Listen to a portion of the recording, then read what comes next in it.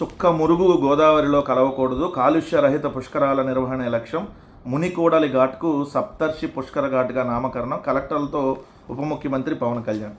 ఏంటిదని అంటే, సరే చుక్క మురుగు గోదావరిలో కలవకూడదు అన్నాడు, మంచిదే. సో దానికి సంబంధించి ఏం చర్యలు తీసుకుంటారో చూడాలి. ఇవన్నీ పేపర్ స్టేట్మెంట్లకే పరిమితం అనేది అందరికీ తెలుసు. ఎందుకంటే ఈ మహానుభావుడే వెళ్ళి కాకినాడలో పోర్టుకి వెళ్ళి కళ్ళజోడు పెట్టుకొని చాలా ఓవర్ యాక్షన్ చేసి షీజ్ ద షిప్ అన్నాడు. షిప్ వెళ్ళిపోయింది, సీజ్ చేసిన షిప్ వెళ్ళిపోయింది, బియ్యం వెళ్ళిపోయినాయి. ఇప్పటికీ అది నవంబర్ 2024లో జరిగింది. మన నవంబర్ 2025కు సంవత్సరం, రేపు నవంబర్ వస్తే 2 సంవత్సరాలు.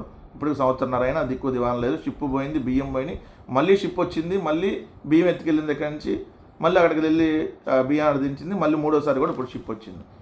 ఇప్పుడు వరకు దిక్కు దివాన్ లేదు. ఏంది ఇదంటే పుష్కర ఘాట్. అంటే ఇప్పుడు పుష్కరాలకు సంబంధించి గోదావరి పుష్కరాలు చంద్రబాబు నాయుడు గారు అంతకుముందు ముఖ్యమంత్రిగా ఉండగా 2015వ సంవత్సరంలో గోదావరి పుష్కరాలు జరిగినాయి. ఈ గోదావరి పుష్కరాల్లో అక్కడ ఏదైతే ఒక పుష్కర్ ఘాట్కి నారా దేవాంశ్ పేరు పెట్టారు. అక్కడ తెలుగుదేశం పార్టీకి సంబంధించినటువంటి అప్పటి పెందుర్తి అప్పటి రాజానగరం ఎమ్మెల్యేగా ఉన్నటువంటి పెందుర్తి వెంకటేషు దేవాంశ్ పేరు పెట్టాడు. ఇది ప్రభుత్వానికి తెలిసే జరిగింది, ఎందుకంటే ప్రభుత్వం కదా నిర్వహిస్తుంది. కానీ అప్పుడు ఆ దేవాంశ్ పేరుతో, నారా దేవాంశ్ పేరుతో పుష్కర్ ఘాట్ పెట్టారన్న విషయం బయట పబ్లిసిటీ కాల. ఎందుకు బయట పబ్లిసిటీ కాలేదనంటే, అప్పుడు గోదావరి పుష్కరాల్లో 29 మంది పుష్కరాలు స్టార్టింగ్ రోజు చనిపోవడం జరిగింది. చంద్రబాబు నాయుడు గారి పబ్లిసిటీ పిచ్చ వల్ల. ఆయన ఎవరైతే సినిమా డైరెక్టర్ బోయపాటి సీన్ తీసుకొని వచ్చి ఒక షార్ట్ ఫిల్మ్ని ఏదైతే తీస్తానంటే అందరినీ గేట్ వేసి, చంద్రబాబు నాయుడు స్నానాలు చేసిన తర్వాత మీరు అందరు చేయాలి, అప్పుడు దాకా చేయొద్దని చెప్పి అందరిని అక్కడ కుక్కి పెడితే ఒకేసారి గేట్ ఓపెన్ చేయడంతో తొక్కిసలాట జరిగి 29 మంది చనిపోయారు. అప్పుడు చంద్రబాబు నాయుడు గారు అన్న మాటలు ఏంటంటే, జగన్నాథ రథచక్రాల్లో చనిపోవట్లేదా, రైలు ప్రమాదాల్లో చనిపోవట్లేదా, రోడ్డు ప్రమాదాల్లో చనిపోవట్లేదా అని చెప్పి అవహేళనగా మాట్లాడాడు. అప్పుడు ఈ దేవాంశ్ పుష్కర్ ఘాట్ పెట్టారు. ఎందుకు, దేవాంశ్ 2015వ సంవత్సరంలో పుట్టాడు. అదే సంవత్సరం పుష్కరాలు జరిగినాయి కాబట్టి ఆయన పుట్టిన తర్వాత పుష్కరాలు కాబట్టి దేవాంశ్ పుష్కర్ ఘాట్ అని పెట్టారు. ఇది ఇప్పుడు వైరల్ అయింది. దీనికి వైరల్ అయింది కాబట్టి నారా లోకేష్ ఈ వైరల్ అయ్యి అందరూ ఈరోజు తిట్టుకుంటున్నారు, వీళ్ళ అత్త ఏంది, వీళ్ళ కథ ఏంది, వీళ్ళు ఇష్టం వచ్చినట్టు పేర్లు పెట్టుకుంటారా అని.